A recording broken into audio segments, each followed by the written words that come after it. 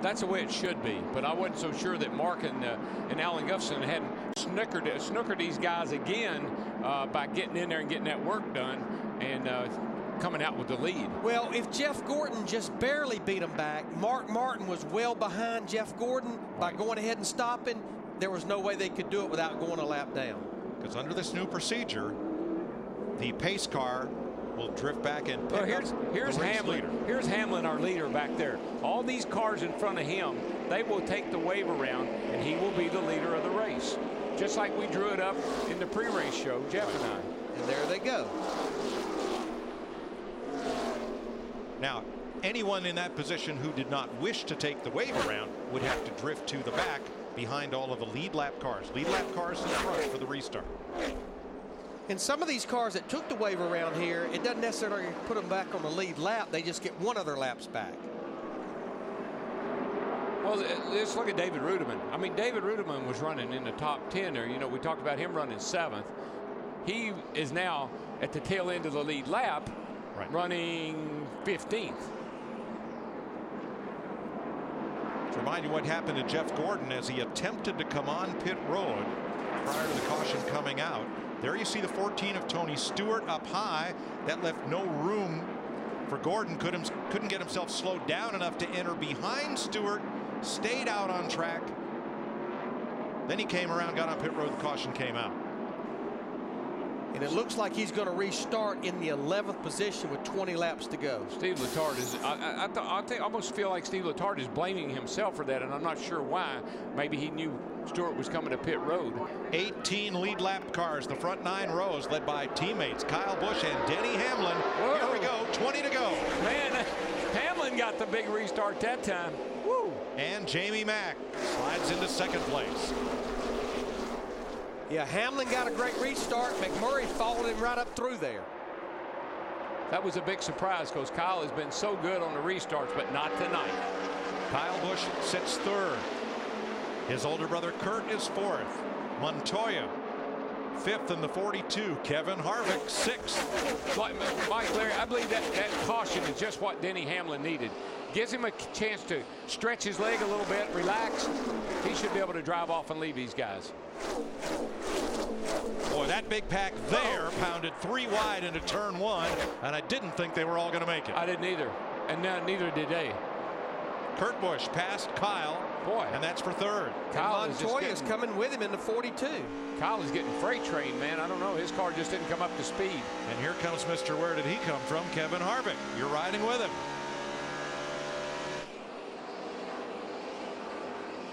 Let's get an update on why Jeff Gordon missed pit road the first time around. Matt? Mike Gordon told Steve Letarte that he looked in his mirror, he waved off a car that was coming behind him. He didn't think that car saw him waving off that he was going to be entering pit road. That car's speed was too much. It messed Gordon's speed up trying to enter pit road. That's why he missed the entrance, he said. Well, Matt, he's on the move right now. He just goes by Brian Vickers in that 83. That moves him into the 8th position, but he's 3 1/4 seconds behind leader Denny Hamlin. Oh, yeah, but that's going to get all wiped out here very shortly. The way these guys are racing back in the pack here. There is some serious knocking and banging and beating going on back here. Bunch of cars are sideways. Not in front of this guy. This guy's he's got what he wants. Clean air. Got the nose of that car in the wind. Denny Hamlin has never had a weekend sweep of the Nationwide and Sprint Cup Series races. He won last night. He could sweep the weekend tonight. Well, we watched that car all during practice, the 11 car. Here we see Jeff Gordon getting another one here, but he's had some contact with somebody. You see that left front tire's got all the lettering rubbed off of it. 7th place at stake here as he works under Ryan Newman. But we watched that 11 car in practice. It was flawless. That car handled like it was on a rail. We really thought he had a shot at the pole. Car got just a little too tight. Wouldn't turn for him like it needed to. That's why he's able to run last night and win and sit here leading tonight. His cars have really handled amazingly well. Now Hamlin's teammate Kyle Busch restarted with him, but Dick, he's dropped back to 6th. What's up? Well, they made the slightest little adjustment, added a little bit more bite to the left rear corner of the car, Mike. That should have solved his problem being too loose. according to Kyle, it just killed the car. He said, plow, plow, plow. The chassis gone. Oh, wow. This has still been a great night for this 18 car to start this race with a backup car. No practice, started 43rd, drove up there, led the race, still well within the top 10, but he's got a mirror full of Jeff Gordon in that 24 car right now. Wow, Elliott Sadler has hit the wall with a 19, but continues. Elliott's one lap down, back in the 21st position in this 19 car. But just to follow up on Kyle Busch a little bit as we take a look at here and see what happened to Elliott Sadler. Just gets in there and gets a little too high. Man, it's just that close. You're running so close to the wall. But when we talk about Kyle Busch in the 18 car, the new Kyle Busch is the guy that's getting this car home with whatever it'll do. Right. Not running it in the wall trying to win a race in a car that's just not capable of it. That's the new Kyle Busch. Well, he did not make it easy for Jeff Gordon in that 24 car to get by him. Next to, no problem. 12 to go. But he now clears, and that moves Jeff up into the 6th position.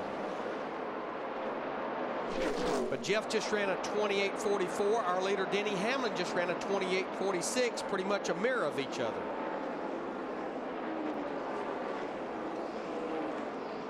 Jeff Gordon in 6th. Jeff Burton, who had to serve that penalty, restarted back in 18th, and he's come up to 11th. Next Sunday, coverage begins at noon, Dover, Delaware. Be with us on Fox at the Monster Mile.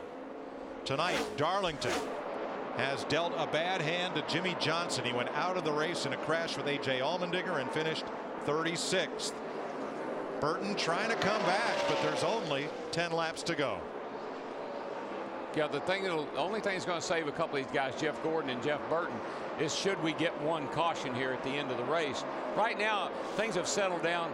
Everybody's kind of single file right now. I don't think there's not any reason to have a caution that from racing each other. I think everybody's just trying to bring it home right now. Well, except Montoya and Harvick for 4th place. I take that back. This is a couple of good ones right here going at it. Harv's done a nice job tonight, and Montoya has too. Montoya has been into a lot of trouble tonight to be where he is. And these two guys do not need to get themselves in trouble. Kevin Harvick's our points leader coming in here, should leave the points leader. As you mentioned, Montoya needs a 3rd good run to build some of those points back that he lost in the beginning. He's doing it too. I mean, if he can finish this race where he is, he's going to make up a bunch more points tonight. Yeah, Montoya could leave here one spot up in the points, 17th from when he came in. The big gainer tonight is going to be Jamie McMurray, who came in here 19th and is poised to leave here 16th in the standings as he runs 2nd to Denny Hamlin. See, when this late in the race, when somebody's faster than you are, no mas. No mas. You go. That's Jeff Gordon in the 24 car, just cracks the top 5. Problem, almost 5 seconds behind leader Denny Hamlin now, as they'll be coming to 7 to go. And the good thing for Denny Hamlin is he's got enough cushion now that working traffic is not going to be a problem for him. Yeah, Jamie Mack is 1.2 seconds back of Hamlin. And Kurt Busch just dispensed with a lap car. He's trying to run down McMurray, but the laps are going to wind down quicker than that. As a matter of fact, 11's not even going to catch any traffic.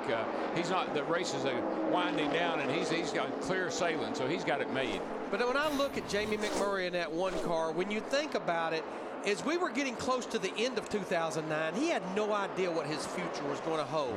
Chip Ganassi picks him up. He wins the Daytona 500. He finishes 2nd at Talladega a couple of weeks ago, and right now comes here after setting a new track record yesterday, sitting here running 2nd.